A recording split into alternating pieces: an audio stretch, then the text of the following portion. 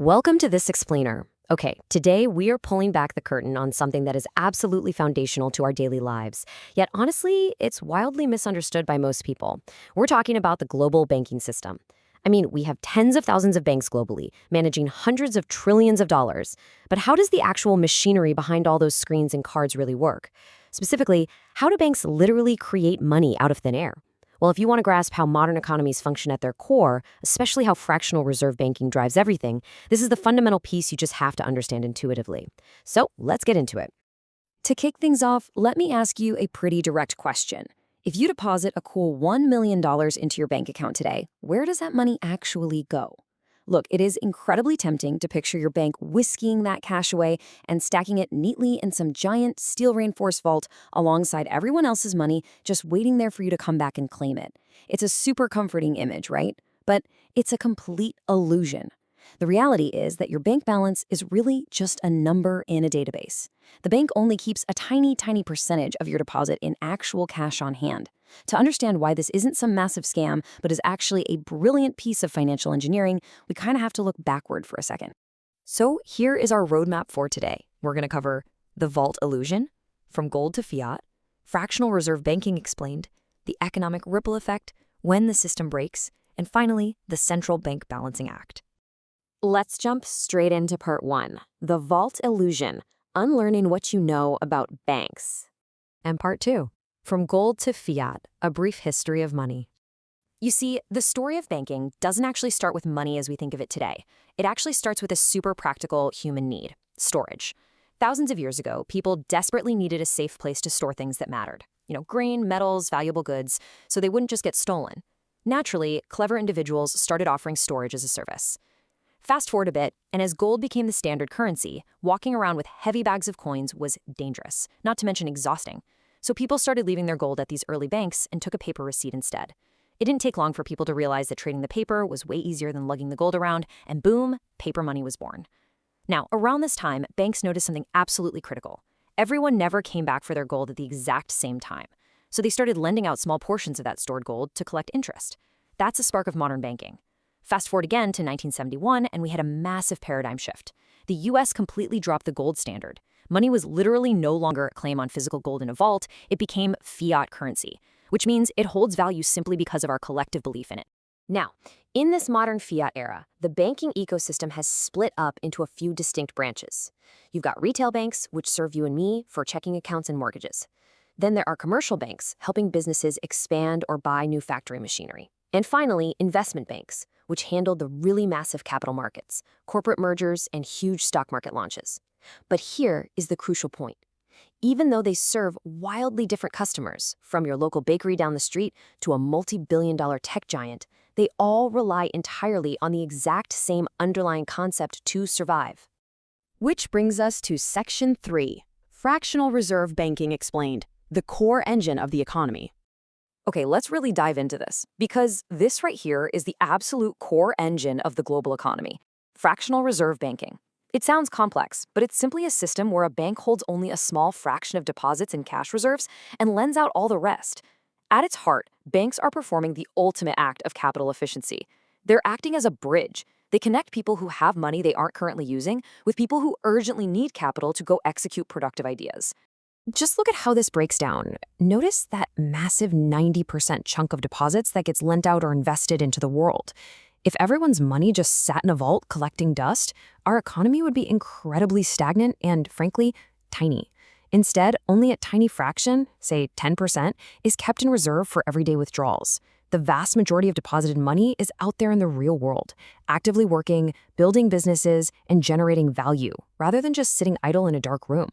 Let's look at how that actually plays out in Section 4, the economic ripple effect, turning $1,000 into much more. I really want to slow down here for a second and trace the exact mechanics of how a single deposit cascades through the real world. Let's walk through the steps. Step 1, you walk into your bank and you deposit $1,000. Step 2, the bank keeps $100 in reserve and lends out the remaining $900 to someone who needs a loan. Step 3, that borrower takes their new $900 and buys a laptop. Step 4, the electronic seller takes that $900 they just earned and deposits it into their own bank account. Step 5. Now that second bank keeps a small reserve, say $90, and lends out the remaining $810. and then that gets spent, deposited, and lent out again and again and again. Eventually, through this repeating, churning cycle of fractional reserve lending, that initial $1,000 deposit ends up accounting for roughly $10,000 of actual economic activity. 10,000. This is the absolutely crucial takeaway for this whole explainer. Through this cycle, banks aren't just facilitating trade, they are literally expanding the money supply. Your single deposit ripples through the system, exponentially multiplying the amount of business that can actually be done.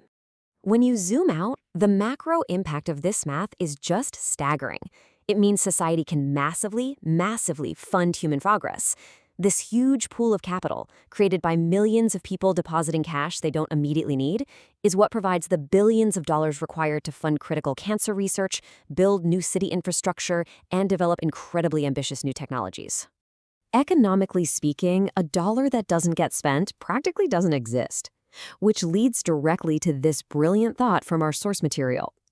If anyone ever tells you that money is the root of all evil, you can tell them it's also the root of most progress. At the end of the day, banks exist to ensure that every single dollar goes as far as it possibly can. All right, shifting gears a bit for Section 5, when the system breaks, the inherent risks of banking. Look, as amazing as this is, it's obviously not all sunshine and progress. This incredible growth engine relies on a very delicate balance, and history has shown us time and time again that it can and does break down. Let's look at the main vulnerabilities. First, bank runs. Remember, we just learned that banks only hold a tiny fraction of your money, so if customers suddenly panic and all try to withdraw at the exact same time, even a perfectly healthy bank will literally run out of cash. This is exactly what triggered hundreds of collapses during the Great Depression. Second, bad loans.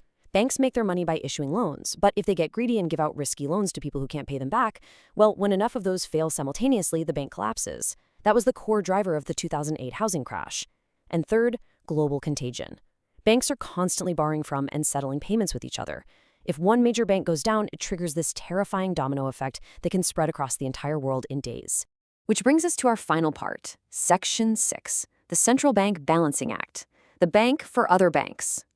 So, with all that risk, how do we prevent a total global financial collapse every few years?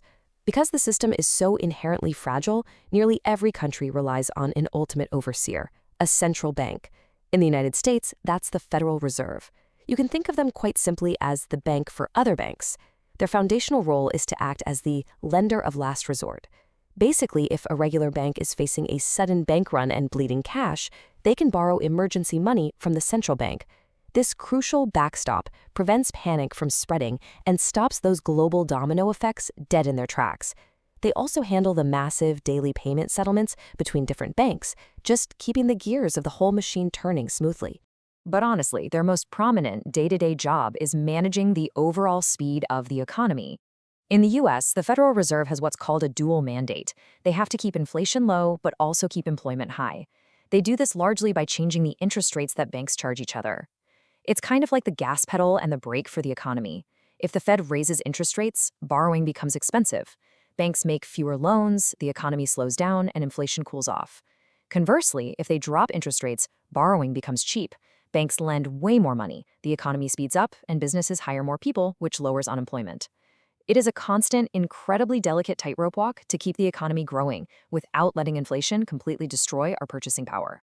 We have covered a ton of ground in this explainer today, from shattering the illusion of the bank vault to the incredible reality of how fractional reserve banking physically expands our money supply, all the way up to the central banks trying to keep the peace. It really is an astounding system operating quietly in the background of our daily lives. But I want to leave you with one final, kind of provocative thought. We learned earlier that ever since 1971, our entire fiat currency system is backed by absolutely nothing but our collective belief in it. This massive, complex engine of global progress runs purely on trust. So, what happens to the whole machine if we ever just stop believing? Thank you so much for joining me for this explainer. Keep questioning the systems around you, and I'll see you next time.